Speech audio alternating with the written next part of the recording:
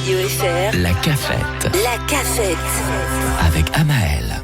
Bonjour, l'association Les 4 Vents propose durant ce mois de novembre un cycle de conférences ponctué de 4 rendez-vous autour du thème suivant, roulement de tambour, la vérité avec ou sans filtre. On en parle avec vous, Ibrahim Nimaga, membre de cette association Les 4 Vents. Bonjour.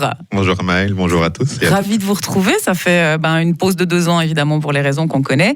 Et Les 4 Vents reviennent. Je vous laisse d'abord peut-être dire quelques mots sur les origines objectives des 4 Vents. Moi j'adore cette expression qui lutte contre le prêt-à-penser. Exactement, merci. Alors l'association a été créée en 2008 par un étudiant qui était à l'époque en Argentine, je crois. Il faisait ses études là-bas et puis il est arrivé dans une période de débat, de tension, et il a posé une question un peu qui fâche à des politiques là-bas, et puis il s'est fait un peu remonter les bretelles en disant « Oh, mais vous êtes qui, vous prenez des leçons venant de Suisse, pays du secret bancaire ?» Et il est revenu avec cette idée-là dans les bagages de justement... De pouvoir parler de sujets en prenant le temps, en les décortiquant sous différents angles. Donc le tout premier sujet qui a été fait, c'était donc le secret bancaire.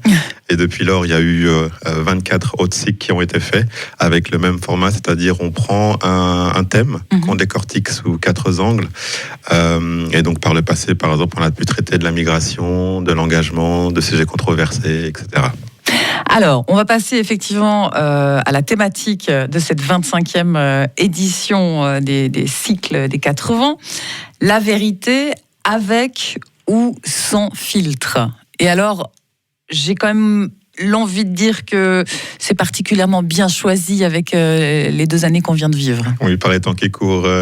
C'était, en fait, c'est un thème qui est venu un peu lors de nos séances de brainstorming pour choisir le thème. En début d'année, on se voit, on a un comité de 7 personnes que je salue d'ailleurs, où on fait une séance où on met sur la table un peu toutes les idées qu'on aimerait traiter. Et puis dès qu'un thème fait consensus, on opte pour celui-ci, puis on le développe. Et puis c'est un joli clin d'œil d'ailleurs au cycle de 2019, le dernier cycle qu'on a pu faire en présentiel, parce que donc c'était sur des sujets controversés à l'époque, et la première soirée c'était sur le mensonge. Ah, pas mal. On avait fait une collaboration avec Frissen, avec une comédienne et un auteur. Et donc voilà, on avait développé une soirée sur le mensonge, donc c'est un joli clin d'œil finalement de faire tout un cycle sur la vérité cette année. Alors, lors de vos brainstorming, qu'est-ce qui a amené ce sujet, la vérité? Est-ce que c'est tout ce qu'on voit par exemple sur les réseaux sociaux, les gens qui s'expriment, qui ont des avis différents, ça tourne mal? On a parlé aussi beaucoup de complotisme ces dernières années. C'est des choses comme ça qui sont venues sur la table? Je pense, mais surtout en fait, je pense Noémie, une membre du comité qui est venue avec cette idée-là, parce que de mémoire, il y avait... ça partait dans toutes les directions. Oui. Dès qu'elle est venue avec la vérité, là, ça a fait, en tout cas chez moi, ça a résonné très fort. Et effectivement, c'était un sujet très vaste, très dans l'actualité, à tel point que on aurait pu faire 52 soirées si on le voulait. Oui, forcément. Là. Mais on est resté sur 4 angles différents qui, j'espère, permettront au public d'élargir leur esprit critique. Alors, Ibrahim, le premier rendez-vous, c'est déjà ce jeudi. Et puis, c'est une soirée film avec la collaboration du Ciné-Club universitaire. Vous montrez Galilée ou l'amour de Dieu. C'est un film historique en fait qui retrace le procès de Galilée pour hérésie. Alors pour résumer un tout petit peu le film sans le spoiler, même si là maintenant avec le temps, je pense que beaucoup de gens savent ce qui arrivait à ce pauvre Galilée. Donc Galilée était un scientifique catholique de surcroît, donc il croyait en Dieu, et donc il a fait une découverte comme quoi la Terre tournait autour d'elle-même et autour du Soleil. Donc voilà, une vérité scientifique, mais par contre à l'époque ça allait à l'encontre de ce que pensait l'Église. Oui. Et donc il y a eu des pressions, et puis la question c'est de savoir quand on est dans une situation comme celle-là, on détient une vérité scientifique qui va à l'encontre de la pensée dominante, qu'est-ce qu'on fait? Est-ce qu'on s'adapte, ou alors on tient le cap et on essaye de faire en sorte que la vérité éclate, on va dire. Oui. Le pauvre Galilée, il a dû subir un procès, donc le film se focalise sur le procès, donc avec les arguments des 2 côtés par rapport à cette thématique-là. Alors, je vous propose d'entendre un petit extrait de ce film. On va entendre précisément Daniel Prévost, qui est dans le rôle du grand accusateur et qui explique la situation, qui parle à Galilée. Écoutez. Nous, grands accusateurs de la Sainte Inquisition, agissant au nom et sur ordre de sa sainteté Urbain VIII, après avoir auditionné le nommé Galileo Galilei, citoyen de Florence, devant la commission spéciale et suivant les décisions du tribunal, présidé par son éminence le très respecté cardinal Francesco Barberini, nous disons, statuons et déclarons que, toi, Galilée, tu t'es rendu véhémentement suspect d'hérésie devant le Saint-Office pour avoir soutenu et adopté cette doctrine fausse et contraire aux Écritures saintes et divines, selon laquelle le soleil serait le centre du monde et ne se mouvrait pas de l'Orient à l'Occident, et que la Terre se mouvrait et ne serait pas le centre du monde, opinion qu'on ne pouvait ni soutenir ni défendre comme probable, depuis qu'elle avait été déclarée et définie comme contraire à la Sainte Écriture. Que tu t'es donc conduit en mauvais catholique? Ah non, à jamais. Je prie Dieu à chaque instant. J'ai fait tous les pèlerinages. Tout ce que j'ai tenté a toujours été pour me rapprocher de Dieu et contribuer à la gloire de l'Église. Voilà, c'est exactement ce que vous disiez tout à l'heure, scientifique et croyant. Ça montre bien, à ce moment-là, Ibrahim, le fossé qu'il y avait entre les croyances religieuses et la science. Exact, oui. Et bon, l'histoire lui a donné raison par la suite, mais c'est un bon exemple de comment se comporter quand on détient une vérité. Il était un peu seul contre tous, oui, surtout vraiment. À l'époque. Donc voilà, on espère apporter quelques éclairages grâce à ce film. Après le film, il y a souvent discussions animées. Exact. Alors, il y a, pour jeudi, il n'y aura pas forcément de discussion, mais ce qu'on fait tout le temps, c'est en tout cas un apéro. Comme ça, on peut... Oui, alors, pendant l'apéro, on discute. Voilà, exact. Voilà. C'est justement pour pouvoir continuer pour prolonger la soirée, de manière un peu plus conviviale. Et on peut lancer des discussions informelles lors des apéros. Et systématiquement, après nos soirées, on propose ça. Ouais. Alors, Galilée ou l'amour de Dieu, ça c'est ce jeudi, et c'est dans une salle de l'université Miséricorde. La salle de cinéma à l'Uni Miséricorde, oui. Voilà, donc facile à trouver. Et c'est à 19h15. Exact. Et puis, quand on aura bien réfléchi à l'histoire de Galilée, on arrivera au 16 novembre pour un deuxième rendez-vous. Celui-ci, il a lieu au Nouveau Monde. Et puis, alors, le titre, c'est « Post-vérité, une ode à la connerie ». Qu'est-ce que c'est que ce titre ? Alors, le titre est explicite. Et pour expliquer les post-vérités, je vais prendre en fait une image. Admettons, prenez deux camps. Donc, camp numéro 1, vous mettez les faits avérés, la réalité. Et dans le camp numéro 2, vous mettez une opinion personnelle, vous mettez les émotions, une croyance. Et la post-vérité, en fait, c'est l'ère dans laquelle on se trouve actuellement, où en fait le camp numéro 2, c'est-à-dire les opinions, les croyances, les opinions personnelles, prennent le pas sur les faits scientifiques ou des faits avérés. Donc c'est un peu l'ère dans laquelle on se trouve, et donc ça va être le sujet de la discussion de ce mercredi 16. Là, vous avez une grande tablée de scientifiques. Exact, ouais, de l'Université de Fribourg et d'autres horizons, notamment Sébastien Diaguez, qui est aussi qui a pas mal de casquettes, mais là il viendra avec sa casquette de scientifique de l'Université de Fribourg. Ouais. Et avec ce format-là, l'équipe scientifique, c'est un format où c'est le public qui anime la discussion. Donc c'est pas une conférence, c'est pas un exposé, c'est le public qui présent dans la salle et aussi virtuel, parce que les cafés seront transmis en direct sur Facebook et sur les sites des cafés, qui interagissent, qui posent leurs questions et qui font vivre le café. Donc là, l'idée, c'est vraiment d'arriver à faire un peu la part des choses entre ce qui est réel et puis ce qui est une réaction spontanée, émotionnelle ou une croyance qui n'est que la nôtre, ce genre de choses, pour voir finalement l'actualité autrement. Et puis comment disons, on peut se laisser influencer par... on est tous pareils, on est tous humains, mais comment des fois les émotions prennent le pas ou nous ferment sur une réalité qu'on ne veut pas entendre ou qu'on ne veut pas forcément adhérer. Il y a ça aussi. Et puis, quand on commence aussi quand on est plutôt porté sur à croire quelque chose. C'est un peu aussi les biais. Il y a des biais cognitifs qui sont abordés. Comment on ne voit que finalement des informations ou des faits qui vont dans notre sens, et puis les faits contraires qui sont tout aussi avérés sûrement, on les occulte ou on les voit pas, on veut pas les croire. C'est tous ces comportements-là un petit peu complexes qui seront abordés, et surtout la question c'est est-ce qu'il faut finalement est-ce qu'on peut en rigoler, parce que typiquement Trump c'était un peu le chantre de la post-vérité. Est-ce qu'il faut s'en inquiéter, est-ce qu'il faut laisser passer le sujet, ou alors se concentrer là-dessus et puis faire attention? C'est un peu toutes ces questions-là qui seront beaucoup de questions à développer. Avant de parler du troisième rendez-vous, j'ai besoin, Ibrahim, juste que tu prennes le micro un petit peu plus haut. Voilà, comme ça, on t'entendra mieux. Ok. Voilà. Désolé, merci. Non, pas de problème. C'est juste tout à coup, il y a des petits moments où on t'entend moins bien. Voilà, troisième rendez-vous pour cette thématique, la vérité avec ou sans filtre, proposée par l'association Les 4 Vents ce mois de novembre.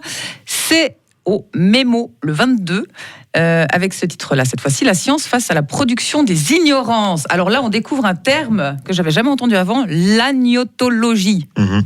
Et en fait, si vous voulez, c'est un terme qui est déjà plus ou moins utilisé par les gens. Donc, pour faire un parallèle avec Galilée, certaines personnes, quand on leur pose la question « Est-ce que vous croyez en Dieu ?», elles répondent qu'elles sont agnostiques. Donc, agnostique, c'est quelqu'un qui ne sait pas. Et agnostologie, c'est la même racine, donc en fait c'est l'ignorance. Et il s'avère en fait qu'il y a un sujet de recherche, l'ignorance, paradoxalement. Et après, plus sérieusement, c'est venu en fait de comportement de l'industrie, quelque chose qui a commencé dans les années 50 aux États-Unis, par exemple, avec le tabac. Oui. Il y a des publications qui ont commencé à apparaître pour montrer la dangerosité du tabac, notamment dans l'occurrence du cancer.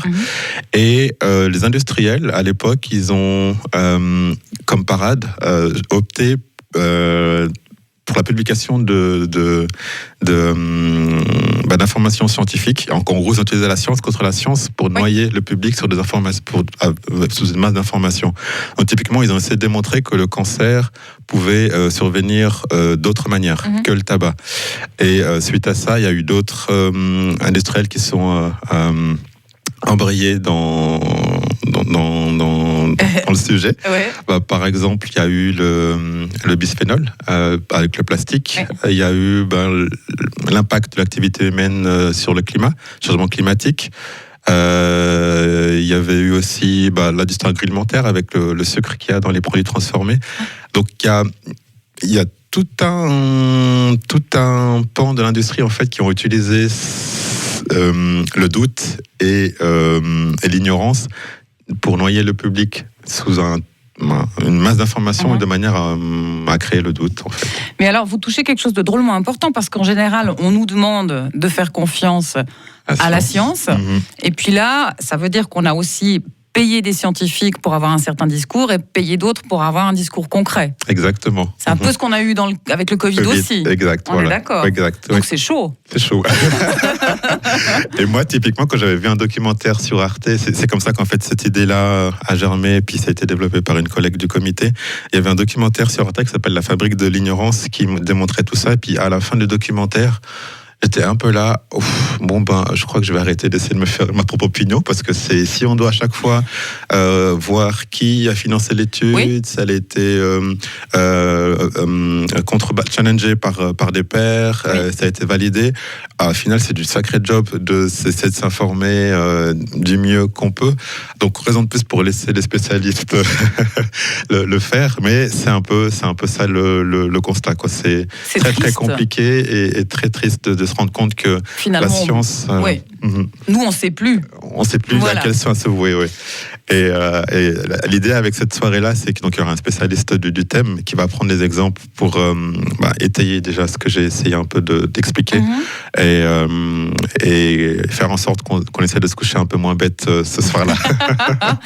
Et le soir suivant, parce que je trouve que évidemment le dernier rendez-vous, il fait du sens aussi après le troisième, la science face à la production des ignorances.